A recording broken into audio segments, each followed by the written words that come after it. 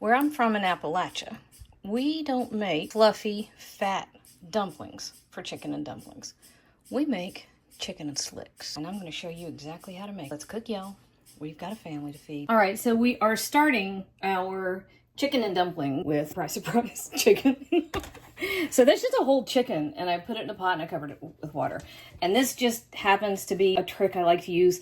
This is actually a pasta pot, right? So I've got the insert in there, and it's to make it easier for me to strain the whole shebang when it's done, because I can pull it out and the broth stays in the bottom, and then I can let that chicken cool. Did you hear that? That bell? That is my very bossy wiener dog telling me he wants to go outside, which he's been out 14 times today. There's a cat in the backyard.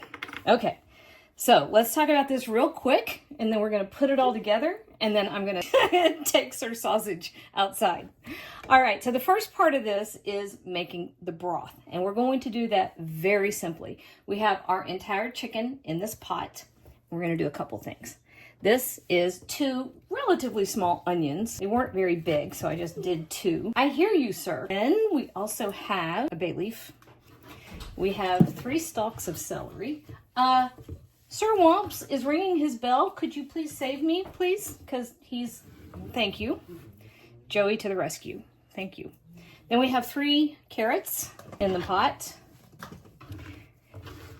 And then our seasonings. So, a couple things. About a tablespoon kosher salt. Seems like a lot, but remember, we're doing this entire pot. That's at least 3 quarts of water. Now, my grandmother did not use garlic. This is just kind of my preference. So, if you really want to be traditional, leave out the garlic. But I am using 2 teaspoons of garlic powder. I am also using what is very traditional, which is about a tablespoon of thyme. Granny used fresh. I wish I was using fresh. I'm out of fresh. And then I got 2 types of black pepper. I have 2 teaspoons of ground, and then I have about half a teaspoon of peppercorns, just because I love what fresh peppercorns do when they are cooked in a broth. So this is super easy. See?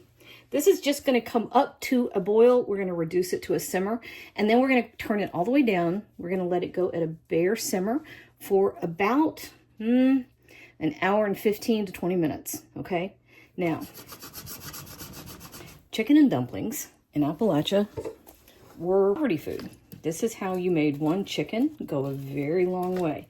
You filled it out, flour and chicken fat. You rolled out dumplings. Oh, that's the other thing. Around here, we roll dumplings. We don't drop dumplings. Were more deep south, and then the square dumplings were more Pennsylvania Dutch.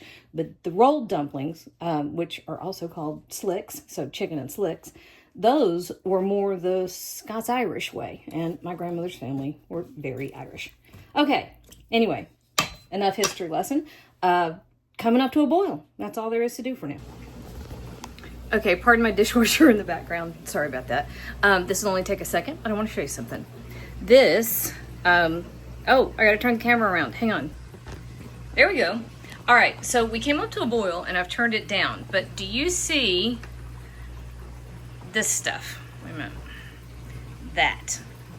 That is just kind of coagulated proteins. Granny never in a million years would have thought to skim that off of that chicken broth. But I like to skim it off. Doesn't hurt anything, but it does make the soup, the broth, a little bit more clear. We're gonna add flour and dumplings and put the chicken back in it, so it's not gonna be really clear anyway, so it's up to you. It's just kind of a bougie little extra step if you want to. If you don't want to, you're more authentic. So there you go, go with God. I also meant to tell you, you don't want it to simmer any harder than that. You actually probably want it to go just to the point where it's barely moving. So turn it down from here, even just a little bit more. All right, we have been at the simmer for about an hour and 20 minutes. So it is time to get it off the heat. But we want to do a couple things. So the first thing we want to do is go to Lowe's and pick up the stuff that we're going to be working on for the garden. Which means we need to set this aside so that the chicken can cool. Glamour shot of the chicken. Ooh. The other thing we want to do, actually, be serious for once. The other thing we want to do is let enough of that chicken broth cool down so that the fat separates. So you can either use butter to make your dumplings or your slicks, or you could use chicken fat. And frankly, Granny always used chicken fat, which I think is part of that whole no waste thing. That's kind of how Appalachian cuisine was developed. And I will say, I want to show you this before I make a big fat mess off camera. Can you see that? You can see the chicken fat that has pooled on the top of that broth. That is what we want to capture. So I'm setting the chicken aside so that it can cool down, so that when I come back from picking up my planters for my cherry tree and my peach tree, I have an Alberta peach. I ordered it from Monticello because I found that incredibly exciting. Anyway, when I get back, I'll be able to shred that chicken. But I also want to set enough of this chicken broth aside so that the fat will separate from the broth, and then I can use the chicken fat when I make my dumplings so that we're not wasting anything, but that I also have more of that rich, deep, luscious chicken flavor all the way through the dish. Yep. Yum. I had to run my little errands. I set the chicken over here to cool so I could shred it, and I didn't want it to dry out, so I just put a lid on it. So this is, ready to go. So shredding, super easy. Literally pull it apart. Not much to it. That's it. So I'm going to go through this entire batch, which will take me just a minute or two. When I come back, I'm going to make some dumplings. We are making dumplings. And actually, I had to stop in the middle of everything yesterday and put it all away. We just had some life happen, which, that's how it goes. So, new day. All right. So I've got my chicken broth coming back up to heat on the stove right here. In my bowl, I have 2.5 cups of flour, and I am giving it a good 2 teaspoons of kosher salt. Here's the chicken we shredded yesterday. I stashed it in the fridge. And then because I had the chicken broth in the refrigerator overnight, the chicken fat, it's my assistant, my chicken fat solidified. That is sir sausage, and he says he would like to have a piece of chicken, please. Hang on a minute. You need to see this face. Well, do you think you need some chicken? Do you like chicken and dumplings?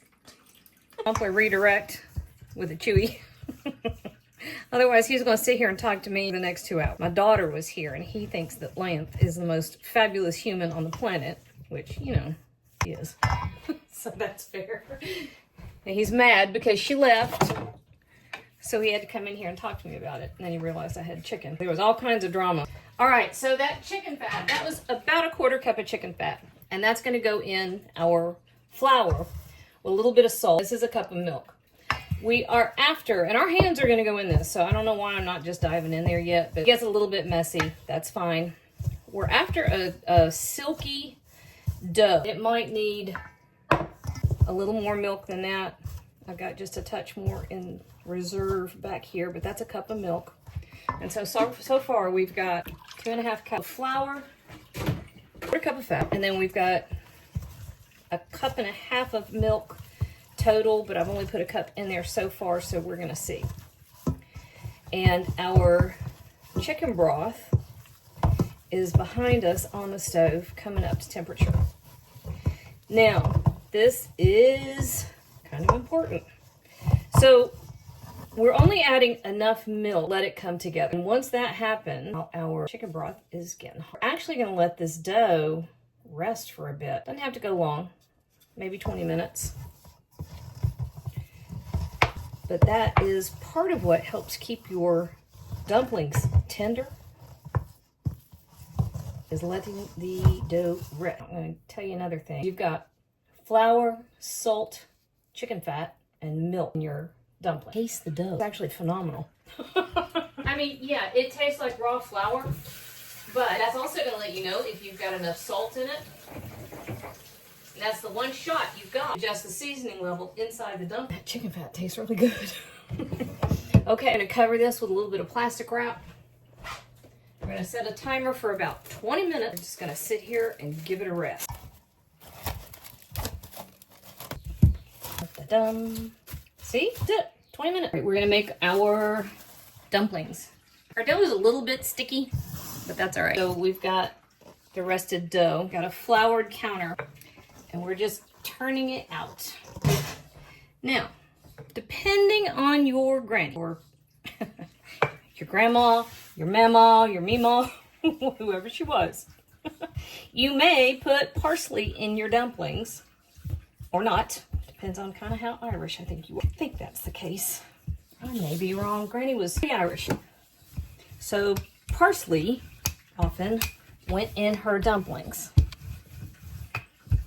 So you can do that.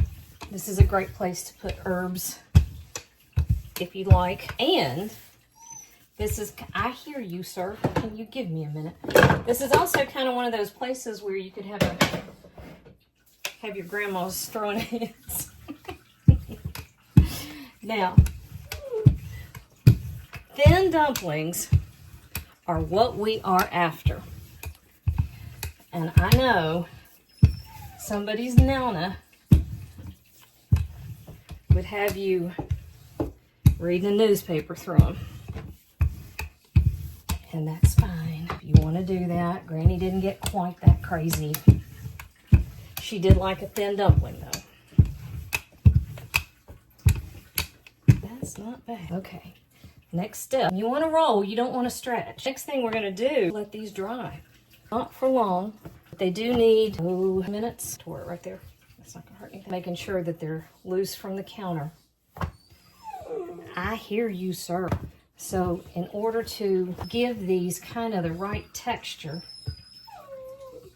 forget where I tore it over here. We're going to pretend that didn't happen.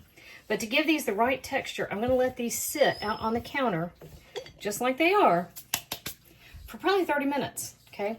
So I'm going to cover it with a towel, give it 30 minutes. Then we're going to come back, we're going to cut them, and it's going to be time to get them in the pot. Almost finished with the dumplings. It is time to add our chicken back in. One thing I wanted to remind you of, when you bring these back up to a boil, you want to make sure you keep it only at about this much. Do you see how much that's boiling? See that? If you let it go just blue blazes, you'll break up all your dumplings. So you do want to stir them gently, delicate. But you want to stir them to make sure that they get equal time in the broth so that they all cook equally. And then we're adding our chicken back in. Da-da. And then this is when you can kind of get an idea of how thick your broth is, because all the flour that was in the dumplings were on them, as it were, will have had a chance to thicken as much as it's going to. So this is when I do my last little step. I have that last little bit of flour and the last little bit of milk, but I also have some fresh cream that I threw in here. And I'm stirring this together. And this is going to thicken just a little bit more. When you do this, this is called a slurry, flour and liquid. When you do that, make sure you run it through a strainer so you don't have lumps, okay? All right, that's got about 4 minutes left. And we'll be back. All right, boys and girls, we have perfection. Check this out. Just because I can. Look at that again. Wow. All right, this back up to a boil, and it thickened, and it is driving me nuts. So I have to have lunch now. And because Granny would have, that y'all is how to make homemade, authentic, if you have to be authentic, Appalachian chicken and dumpling. Worth every minute. All right, y'all, that is real, honest to goodness, Appalachian chicken and slicks. And if you enjoy simple, honest comfort food like this, make sure you hit like and subscribe and come back often, because we've got a family to feed.